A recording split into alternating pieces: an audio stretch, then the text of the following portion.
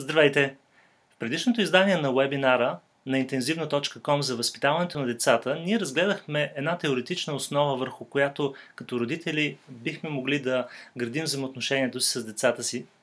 Опитахме се да вникнем в мотивиращите фактори, които определят тяхното желание, техните потребности и как ние да формираме своя отговор в конкретни ситуации спрямо тях. Сега бих желал да ви поканя на второто издание на този вебинар с заглавие "Как да говорим така, че децата ни да слушат" и как да слушаме така, че децата ни да говорят. Защото ние в много неща грешим, а който не греши в говоренето, той е съвършен човек, който е способен да управлява и цялото си тяло.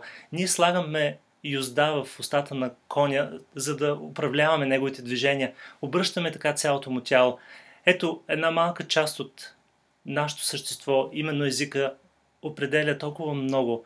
Той запалва огън, който после трудно се потушава. Народът ни е казал: малки деца, малки проблеми, големи деца, големи проблеми. Но позволете ни да добавим още нещо.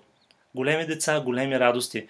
Нека като родители не позволим на малките неща да помрачат тази радост, която може да изпитаме от взаимоотношението с децата си.